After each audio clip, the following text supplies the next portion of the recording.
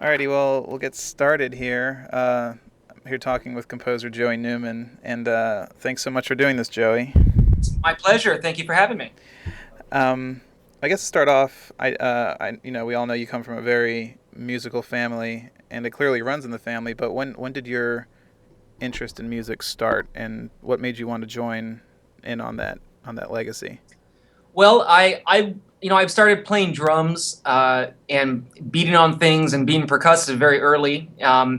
My family recalls, 3, 4 years old, I was already kind of banging with chopsticks, and at 8 years old, I got my first drum set. And I think that's the point where I knew playing music was a huge part of my life. It was always, I guess, in some ways, a hobby, but turned into much more, as I started to get older. When I went to, I mean, I was surrounded by music my whole life, but drumming and being, about listening to groove and great music, R&B, soul, funk, pop, whatever it was always kind of something I was just always attracted to. Hmm. And then I got into the rock phase, like most of my high school friends did, and we all loved rock and metal and all that kind of thing. And then when it came down to, when I was about 15 or 16, I'd met a kid in high school that was a guitar player, a songwriter, and we just spoke through this musical language all the time, and I kind of knew that was it for me. Though it wasn't about composing, it wasn't about orchestral music, it was about, I knew I was going to be a drummer. So I, went off to Berklee College of Music in Boston initially as a performance major because I wanted to be a studio drummer. That was my goal. Uh-huh. So the first couple of years, that's all I did was play. And then I had done a little bit, in my later years in high school, like right before I graduated, my mom's friend was an older, he was like a UCLA grad student, but he was a little on the older side, did a short film and had me write some music to it. And I remember because I had played piano for many years too. I studied piano at 11, and I definitely had been playing, and doing a little bit of just kind of goofing around writing, kind of into songs, doing a little bit of songwriting kind of thing here and there, but just for myself. But I did score that thing and went, boy, this is kind of fun. It definitely is. I see what's going on. But it wasn't until my third year in college I said, yeah, this is, as much as I love drumming, writing music and having it performed and working with musicians and conducting in particular was something that was my calling. It just clicked. That switch flipped and all the Newman genealogy just spread itself out. I knew that was my calling at that point.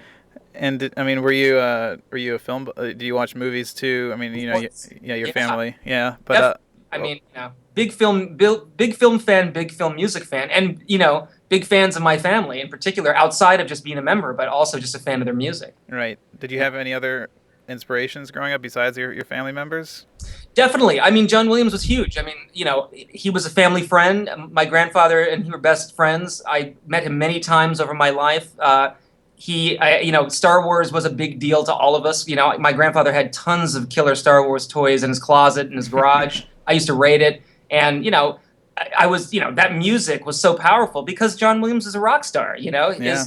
That stuff was just iconic for all of us. So certainly John on more even so, as we start to get to, know his music later and study it versus just enjoying it for what it did and for those singable melodies. I think that was because I'm from a more of a band song world. So singable melodies are something that were really strong for me. So, for example, when Danny Elfman came on the scene, huge fan because it was crazy singable stuff that was so fun and quirky. Yeah, yeah, yeah. So those type of composers, I think, for me, were guys that I started to really get into.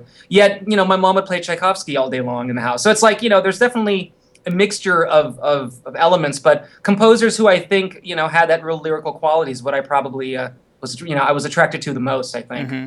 Yeah. And I mean, you're always surrounded by music, and there, looking back on film history, there's always been a Newman, working in the industry since the 30s. So Sure. almost the entire history of the medium. Does that notion ever daunt you or put any weight on your shoulders?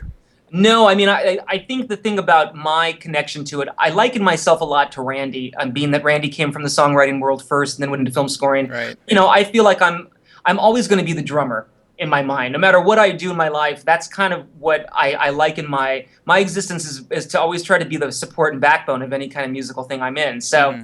my place as a conductor, I feel, is very similar. When I'm leading this group, whether it's in time, in emotion, in spirit, in energy, it's always it's the same feeling I feel as a drummer in a band. I'm keeping time. I'm laying it down. That's kind of my job. And so I always feel like one of the band members. I've always feel like one of the, the orchestra members. That's kind of being on the podium, being in the music and recording the magic in that. That's what I've been attracted to since day one. All the other stuff we do, as going to this and interview that and awards this and all those kinds of things, that's just kind of the fun stuff, that's kind of icing. But the meat of it is the process of recording these musicians outside of a great collaboration and friendship with a creative individual like your director or producer or showrunner, whoever it is.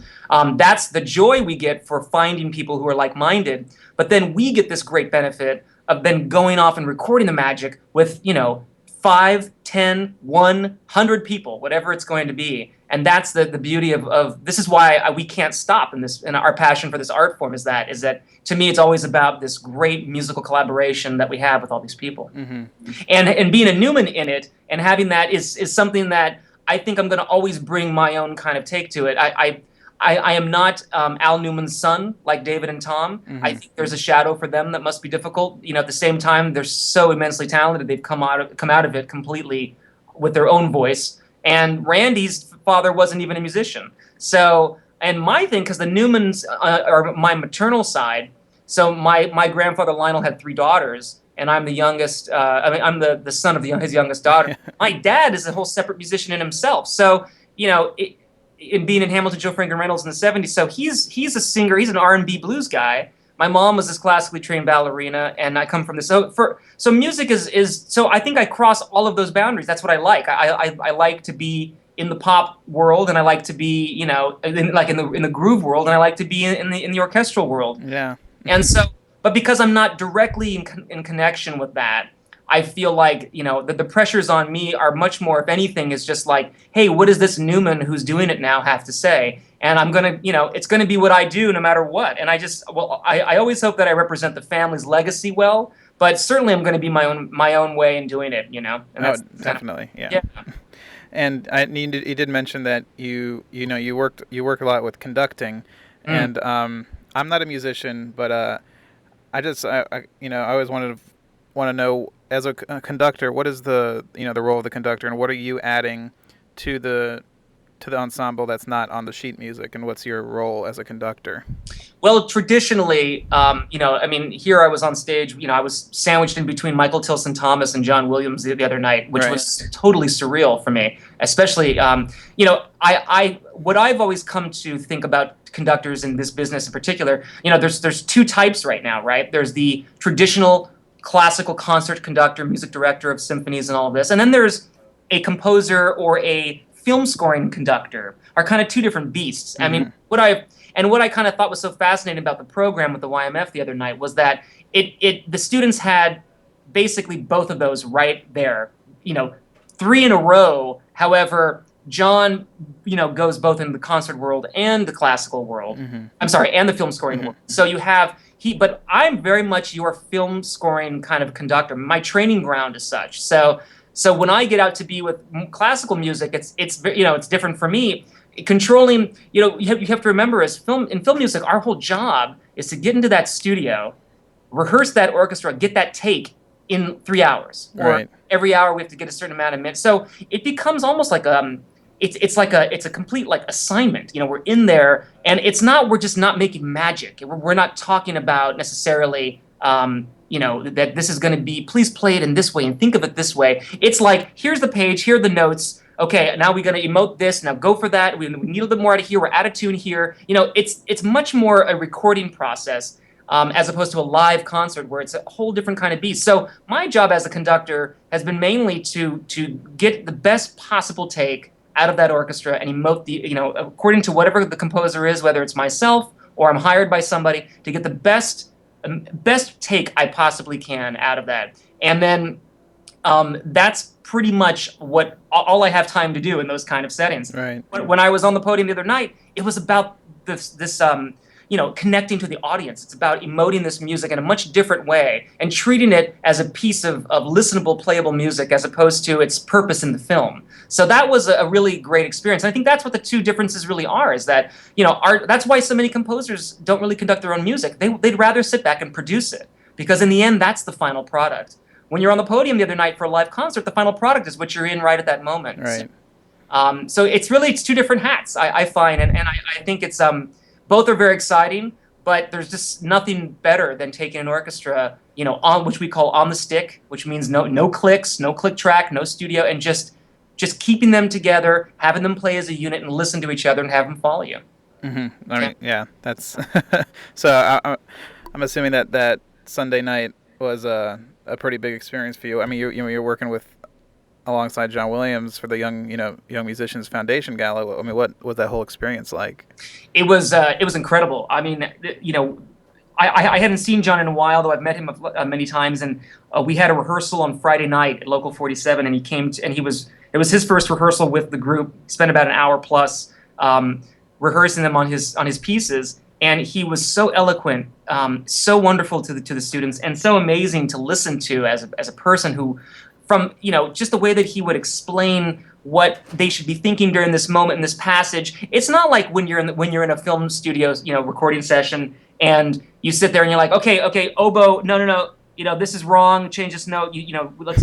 It's like we're just so direct, and John gets up and just has this amazing way of making the player, he doesn't pick them out, but he just says it in a way that's so great that makes them feel encouraged. It doesn't make them feel shamed or, oh my goodness, that or something of that kind of nature. So I was able to not only witness that, but then afterwards, I got the luxury of rehearsing the 1010 piece in particular right before he got there. So then afterwards, he came off the podium after he was done rehearsing them and said, you know what, I think they sound great. I'm not even going to come to rehearsal tomorrow. I'll just see you guys Sunday. So he did the dress, and I got to conduct his piece again to rehearse him on Saturday. And man, it was just like playing through his music is such a joy. So it was so great to see that he had such faith, not only in all of us doing it, but also in this great orchestra. And then when I saw him on Sunday, we shared some moments together and just spoke a little bit about my grandfather and the legacy of, here we are, generational kind of thing. John is able to kind of watch me, which was, I think, obviously a vision in some way of my grandfather.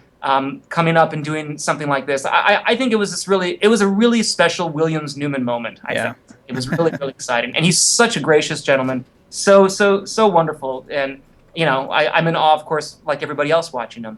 I saw him over the summer. That was my first time going to his Hollywood Bowl concert, and it was magical. It's great. I mean, it's so great. Yeah. Yeah. Well, let's talk about your work, and you're currently working on the ABC comedy The Middle. Right. And I always think that the half-hour comedy is always, I feel like it'd be a really tricky beast to score. Yes. So what is the goal of music on a 30-minute sitcom like The Middle? Yeah, it's one of these things. I think the single cam comedies like this one, like Suburgatory, or any of the ones that aren't with the multicam, sit in one location, laugh track kind of thing, right, are definitely more difficult to score in the sense of, there's still small bits, there's still transitions and act-ins and act-outs here and there, but, you have to say a lot more, a lot less in a certain amount of time, and, comedy is by far, I find, still the hardest thing to write. I mean, especially with great comedy writers, you need to leave that room for those actors to do their thing and not step on the jokes and not feel forced and all this kind of thing. And I find even on The Middle, we're always playing with that. Sometimes we nail it. Sometimes we're, maybe I'm a little too busy. Maybe I'm a little too little. You got to always kind of feel it out. And luckily, I have a great showrunner in Eileen Heisler, who was one of the creators of the show, and she's also a musician. So her, she's got really unique kind of, I think, a great unique ability to see within the music, but also completely from the comedic stand of it. She knows immediately how it's feeling to her, if it's working, if it's stepping on the comedy or not. And I find that an amazing lesson. So every time I do a comedy with any person who I any writer, any showrunner that has a great knack for comedy, I'm always learning on what it means to kind of get in the way or not get in the way of that kind of stuff, and where the beats, because you have to really have, I think, a knack for humor yourself to understand where those jokes are coming from to write the music that also fits it. So it seems like, I'm writing little tiny bits, but I tell you, it takes me longer to write some of that stuff than it would to write a 3 or 4 minute cue. Yeah. It's fascinating. Yeah, so you're right. It definitely is a tricky beast. And, because it's not libraried in the same kind of way of like, here's a bunch of cues and they're just cutting in transitions and things like that for like the multicam. This is scored to picture. This is scored to scenes. And I have developed themes for characters and sounds for characters. So it's, very much along the traditional scoring line. Which is, I was going to ask. So you are able to create kind of arcs with your music over seasons of the show.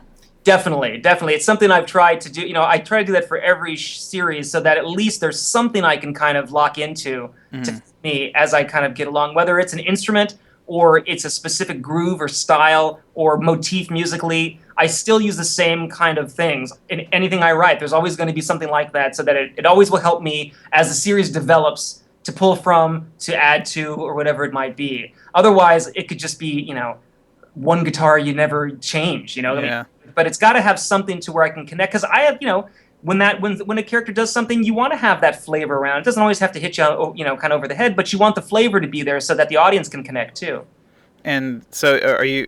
I mean, you do have a grand idea of what the season's going to be. So, do you have the end in sight usually, or are you more working in the moment from episode to episode? I like to work in the moment from episode to episode. The best part about the show is when we get a show. I just recently scored one of the ones coming up, where I got to dive in a bit more musically because they had a lot more kind of funny things happening. I think one of the fun things I've done on the show is when we can really play the comedy ridiculous. We get it more absurd about some of the things, but still make it sound like our show. Everybody's done the holiday show where you have to turn holiday music into the sound of your show and maneuver all of that, and that kind of adaptive quality always makes it a lot of fun. But in particular, when we get to go really far out a bit on the show, it's always my kind of favorite. So there's a few coming up. I've done a few like that, and there's one coming up like that. But no, I tend to always try to take it show by show. I don't like to watch it. I like to watch it at the music spot first time. So all my reactions are completely first time, visceral, emotional, so I can really feel it out. And it's great because then I can know I laugh at the right spots or I don't laugh at the right spots, and then not only can my showrunner see that, but then I can also learn exactly what the intention was so that we can fix it all too. You know what I mean? Yeah.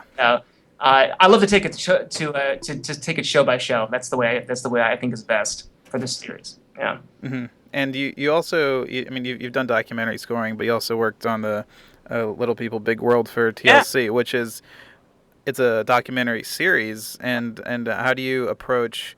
Because I've talked to other documentary composers, and they, it's because a lot of it is narration and a lot of it is presented to you in a feature way. But as a show, it's really more of a, you're sitting back and just viewing the lives of these people. So how do you approach musically to something non-fictional like that?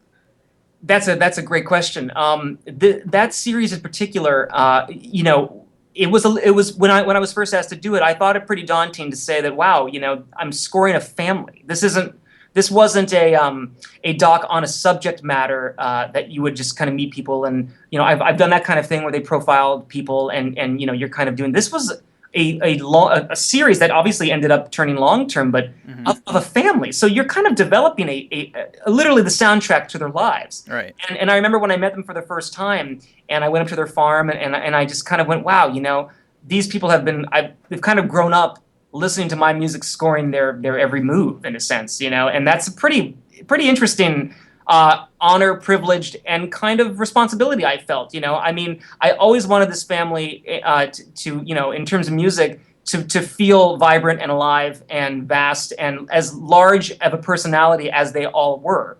And they lived on a gigantic farm. Matt Roloff is he's an amazing, strong character, big personality, and I wanted that to reflect in the music. So did the producers, and I always felt they shot it so beautifully. So it all kind of fit, and over the seasons we changed the music from more, I would say, definitely quirkier, more Tom Newman-esque kind of like stuff. It grew into a much more kind of orchestral hybrid landscape, which I thought was great because the show itself kind of moved as he got bigger and bigger projects and expanded his farm and expanded his business and his family's reach to everything. The music, I think, went along with it, and then they went to Iraq, and we were able to go down that kind of role. I mean, it's pretty incredible. So definitely the feeling that I had for that show first time through is I said, I'm not going to library this show with just it can't be treated cut to cut to cut to cut. It needs to be scored to picture. Right. Because if it doesn't, it won't have the same impact on those really emotional moments that you want to feel it. They are giving you that. The family was giving us that kind of stuff. I mean, they are that show. Yeah. I mean, I've met them. They are definitely that, and it's just that stuff is real. And when they're feeling heard and it's powerful, it's powerful.